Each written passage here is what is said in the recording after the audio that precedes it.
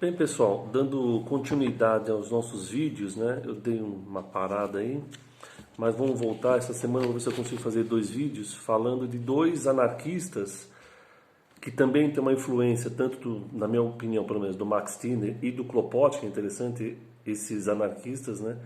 Que acabam juntando tanto o anarcomunismo e o chamado anarco-individualismo. Eu vou falar hoje, basicamente, do Gustavo Landauer. E ainda essa semana eu procuro fazer aí um vídeo de um outro anarquista, psicanalista, o Otto Gross, também pouquíssimo conhecido, né, pouquíssimo falado, inclusive, eu não sei porquê.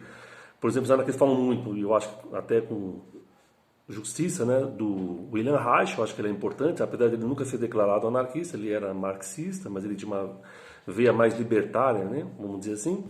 Mas o Otto Gross, ele era anarquista, ele se declarava anarquista, ele lia Bakunin, Stirner, e principalmente também lia Kropotkin, fazia essa ponte entre os dois, e não sei porquê, poucos textos a gente conhece do Otto Gross. E do Gustavo Landauer, que a gente vai falar hoje, ele é um anarquista alemão do século XIX, início do século XX, né? Ele vai nascer em 1870 e vai morrer em 1919, então ele está nessa passagem aí do anarquismo do século XX, do século XIX para o século XX, né? E vamos entender um pouco quem que é esse Gustavo Landauer, né? Basicamente, o único livro que eu conheço que se fala alguma coisa dele é do amigo dele, do Martin Buber, que tem um livro chamado Socialismo Utópico, que foi publicado pela editora Perspectiva. Vocês conseguem comprar esse livro pela internet, né? Não sei se dá para baixar, esse livro na estante virtual deve ter, não deve ser muito caro, enfim. E lá, nesse livro, ele fala de vários autores, fala do Kropotkin, inclusive, e ele tem um capítulo dedicado ao Gustavo Landauer, que era amigo dele, né? Eu não sei por que ele considera como dentro do socialismo utópico, mas enfim, o Gustavo Landauer sempre se declarou enquanto anarquista. Então a gente vai ver um pouco nesse vídeo sobre as ideias principais do Gustavo Landauer. Então quem que é o Gustavo Landauer? Então ele é um anarquista alemão, ele é judeu, então ele participa também de algumas associações judaicas no século XIX, na Alemanha, isso é muito comum, né? Ele tem um flerte inicial com o socialismo, mas depois ele deixa muito claro que ele sempre foi anarquista, né? Então na biografia dele, que eu peguei desse livro aqui, que eu baixei, né? Que chama Revolution, porque a gente não conhece, né? Não sei se esse livro do Martin Buber, ele não tem muita coisa biográfica dele. Então a gente percebe que o Landauer é um cara que tem um frete, mas ele entende que o anarquismo e o socialismo não dá para se dissociar. Isso que é interessante no Landauer, né? Ele entende que quando você chama do anarquismo, você está falando de socialismo do mesmo jeito. Então não dá para você fazer essa dissociação, né? Ele reclama daqueles que fazem essa dissociação aí no século XIX e no século XX. Então o Landauer é esse cara, né? Ele então, desde o início, na juventude, ele leu também bastante Nietzsche, né? Quando ele tinha 18, 19 anos, ele vai ler o Nietzsche, então ele também vai ser influenciado pelo Nietzsche. A gente sabe, como a gente viu em um dos vídeos, da influência que o Nietzsche, apesar de não ter falado, né, teve do Max Stirner. Posteriormente, depois, ele participa de vários encontros anarquistas, sempre de forma individualizada, ele nunca participa de grupos, né? Mas o que é interessante no Landauer, além dessa questão do anarquismo, é que ele vai conhecer o Kropotkin, ele vai ser um dos primeiros tradutores da obra do Kropotkin para o alemão, então ele vai traduzir muitas obras, inclusive o Apoio Mútuo, que a gente já, depois pode discutir, né? Uma das principais obras do Kropotkin, não a principal. Ele vai traduzir também, inclusive, o Oscar Wilde, isso é interessante. O outro também autor pouquíssimo falado no campo socialista, se fala muito no Oscar Wilde na questão da dramaturgia, a questão da literatura, que ele é muito importante, mas ele tem um livro no final da vida dele, vamos dizer assim, que é sobre o socialismo, e é um tipo de socialismo individualista. Muito claro a influência que ele teve aí dos anarquistas que viviam na Inglaterra, principalmente do Kropotkin, né? Mas enfim. Então o Landauer é esse cara. E o que é interessante na vida do Landauer aí, pra gente fechar, né? Ele na Alemanha, no início do século XX, então ele vai estar participando de alguns jornais, principalmente jornais anarquistas, né? Ele vai criar alguns jornais anarquistas. E posteriormente, quando tem a Primeira Guerra Mundial, ele vai ser um dos caras contrário à existência da Primeira Guerra Mundial. A gente sabe que tem os efeitos anarquistas que fizeram depois um manifesto apoiando do lado da guerra. Ele vai ser contrário ao apoio de qualquer lado na guerra, né? É um debate que tinha no campo socialista, que teve, melhor dizendo, no campo socialista nesse período, né? E depois, quando acaba a Primeira Guerra Mundial, o que vai acontecer? O Kaiser, ele cai. E com a queda do Kaiser, você tem a entrada dos sociais-democratas dentro, né, melhor dizendo, a formação de um governo social-democrata, o que se vai chamar posteriormente, né, de República de Weimar. E nesse período 18 e 19, você vai ter várias revoluções acontecendo na Alemanha, né? A mais conhecida, né, é a tentativa revolucionária aí dos espartaquistas, né, conhecidos principalmente o Karl Liebknecht e a Rosa Luxemburgo, né?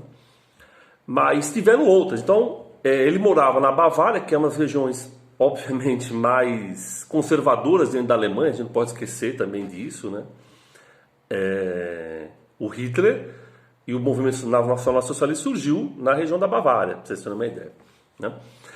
E dentro desse processo revolucionário que tem em 1919, vai surgir uma república de sovietes dentro da Bavária. E essa república de sovietes é curta, ela não tem nem 20 dias. Vai ter aí a união do Partido Social Democrata Independente, que é um racha que tem dentro do Partido Social Democrata, inclusive, por exemplo, lideranças como Karl Kautz, que participa, né? Karl Kautz é um dos principais lideranças, o pai do marxismo, né? Na Alemanha, depois da morte do Engels. Ele vai entrar dentro do Partido Social Democrata Independente, que vai romper com esse Partido Social Democrata, que de alguma forma, o que o Partido Social Democrata faz? Ele vai tentar manter a ordem a partir desses princípios burgueses, né, da Assembleia Constitucional e assim por diante. Então, há um rompimento, ok, de um grupo. Esse grupo vai formar o Partido Social Democrata Independente, e junto com os anarquistas, eles vão tentar formar uma república dentro da Bavária. Essa república, então, ela vai ser formada, e eles vão chamar o Landauer para ser tipo um secretário de negócios para a cultura e educação. O Partido Comunista, que nesse momento são os espartaquistas, eles condenam o surgimento dessa república de soviet, vamos dizer assim, né, dentro da Bavária, eles não apoiam. Só que aí depois de 7 dias, o FPD com os Freikorps, não sei se vocês já ouviram falar, os Freikorps, né, depois, quer dizer, teria que fazer uma grande pesquisa aqui, mas os Freikorps são aqueles soldados que voltam da guerra da Alemanha. Eles voltam achando que houve uma traição, né, porque eles estavam na Polônia, por exemplo, então eles não entendiam como é que a Alemanha tinha que recuar, né, e eles acham que isso foi uma traição dos sociais-democratas. Os Freikorps, então, depois eles se armam, eles têm armas, eles são milícias, né? E o governo social-democrata, que ainda está formando o novo exército, né? E depois, pelo Tratado de Versalhes, só pode ter 100 mil homens, ele vai se utilizar dos Freikorps, dessas milícias, para tentar criar um clima mais de pacificação. Mas pacificação significa, nacionalmente, acabar com qualquer revolução de cunho socialista, de esquerda, dentro da Alemanha, né? Então a gente conhece, como eu estava dizendo, a questão do Karl Liebknecht e da Rosa Luxemburgo, que depois vão ser mortos, mas também acontece isso na Bavária. Eles atentam um ataque uma semana depois da República da Bavária e eles são expelidos pelo Exército Vermelho do Partido Comunista. Os comunistas tomam o poder, vamos assim, nessa república. O Landauer continua. E depois de 15 dias, o SPD com os Freikorps então consegue destruir o poder dos comunistas, e aí eles pegam o Landauer, eles sabem do Landauer da participação, que ele é anarquista, e os Freikorps matam ele a coronhadas e chutes. Então ele foi morto na pancada. Não deram um tiro nele. Só depois que diz que ele estava gemendo, quase morto, deram um tiro na cabeça dele, né? Enfim, então tem essa história bastante complexa, né, e também cruel, né, que aconteceu com o Landauer. Bem, mas o que é interessante a gente pensar aqui, né? Então o Landauer, ele lê tanto então Nietzsche, esses individualistas, como ele lê também o Kropotkin. Ele é muito influenciado pelo Kropotkin, né? E ele tem 3 ideias principais. A primeira é que você precisa de uma renovação interna e unificação com um espírito comum. Ou seja, ele acredita como se fosse uma ética anarquista. Então a pessoa tem que ter uma ética, e essa ética anarquista se une com outras, né, pessoas que também têm a mesma ética. né? Inclusive, alguns autores falam que, inclusive nesse que eu estou lendo aqui, fala que ele é bastante, tem umas ideias mais conservadores, ele acredita muito na família como um núcleo inicial dessa tentativa de formação de comunidades autogeridas, né?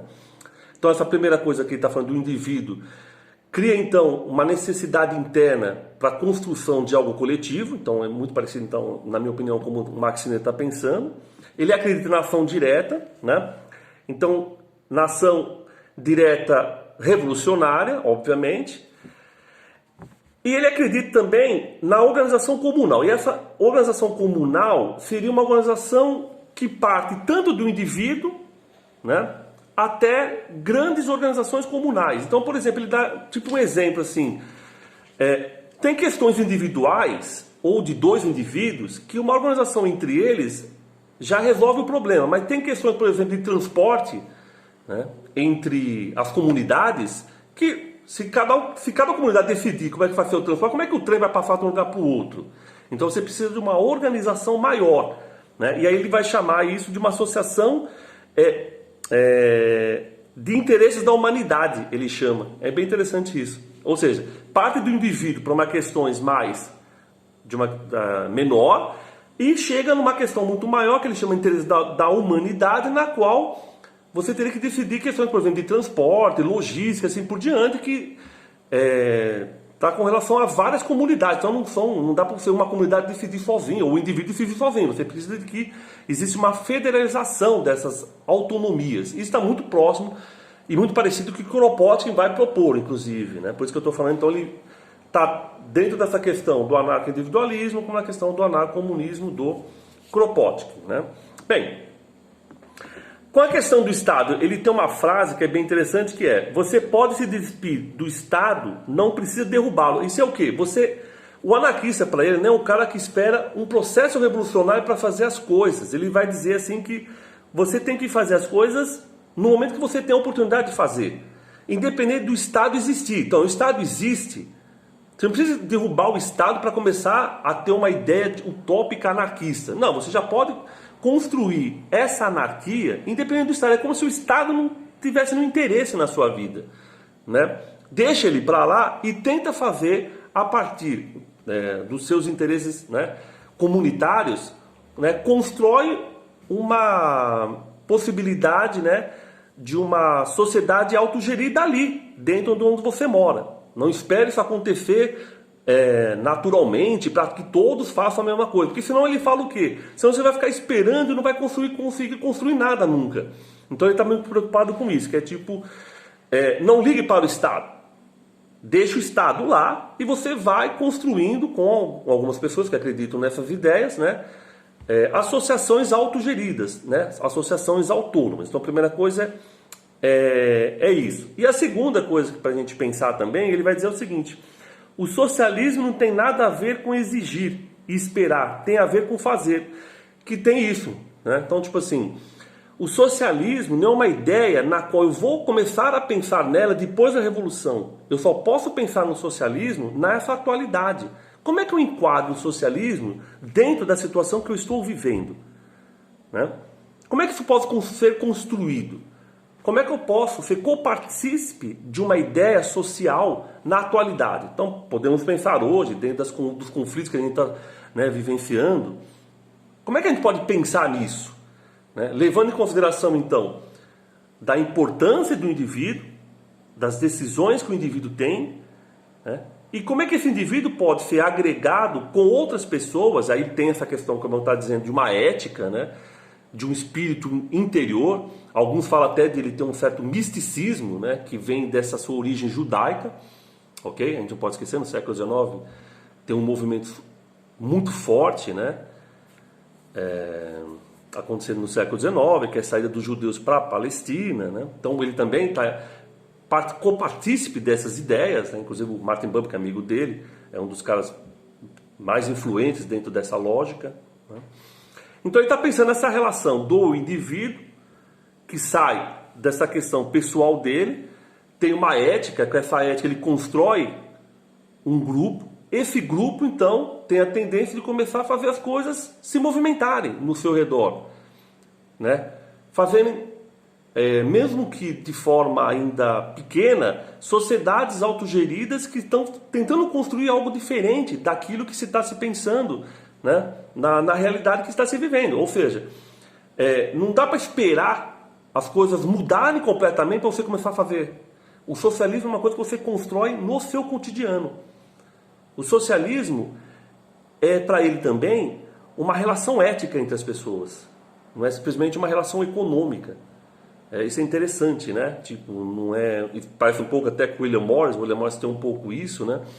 Então, as relações entre as pessoas, né, tem uma relação ética. Parece assim, parece que o anarquista, ele como bandeira das suas ideias. Então, se ele for qualquer pessoa, se ele fizer qualquer coisa, né, não estiver preocupado, né, com uma questão ética, como é que ele vai mostrar para os outros que não são anarquistas que o anarquismo pode funcionar? Né? Tipo, eu acho que tem uma sociedade que vai funcionar desse jeito, mas na minha vida cotidiana eu não faço nada daquilo que eu prego. Então ele acha que isso pode ser um problema. Né? Tipo, você vai ser uma bandeira e você acaba não demonstrando nada disso. Então é como se tipo, você fala uma coisa e você não faz nada daquilo que você fala. Então ele acha que dá para você fazer isso. Né? Que você consegue pensar num processo revolucionário primeiro interno, então tem esse lado individualista dele, que se agrega com outras pessoas e aí constroem, né, minimamente, né, num pequeno território, no bairro, na sua rua, uma possibilidade, uma construção social, né, na qual as pessoas conjuntamente, né, realizam tarefas que elas acham que têm alguma relação com algo mais comunalista, social, né, e que fuja, obviamente, dessa lógica que a gente tem, que é essa lógica do capital, da competição, da meritocracia, assim por diante. Enfim, então eu acho legal o Landauer para a gente pensar, né, a atualidade, né, e, infelizmente, ele é pouquíssimo falado, enfim, não tem quase traduções dele, só conheço esse livro do Martin Buber, né, e, como eu estava mostrando, esse livro, que é uma compilação de artigos deles, que chama Revolution, que eu só conheço em inglês. Então eu queria aqui estar mostrando um pouco da obra do Landauer, né, um pouco das ideias, melhor dizendo, do Landauer, né, não vou falar da obra dele, porque quase não tem muita tradução, de que ele participou dentro de um pequeno governo revolucionário. Então a gente fala às vezes, né, de uma parte da CNT que participa na Revolução Espanhola, para lá. Ele está também fazendo isso, então ele não tinha problema de estar participando de um Estado soviético, vamos dizer assim, porque ele não tinha essa preocupação em relação ao Estado, entendeu? Tipo, eu vou continuar fazendo aquilo que eu acredito e o que o Estado tem para me oferecer ou não, pouco me importa. O importante é que, com as pessoas, eu vou construindo uma interação para a possibilidade de uma sociedade mais autogerida, mesmo que fosse micro, entendeu? E a partir do micro, como eu estava dizendo, vai chegando em altas esferas até chegar em grandes associações, que ele chama associações para toda a humanidade. Entendeu? Que aí me lembra muito esse anarcomunismo do Kropotkin. Então é isso, pessoal. Quem tem mais interesse, então pega o livro do Martin Buber ou baixa os livros do Landauer, né? Que dá para baixar pela internet. Beleza? Então, muito obrigado. É isso aí.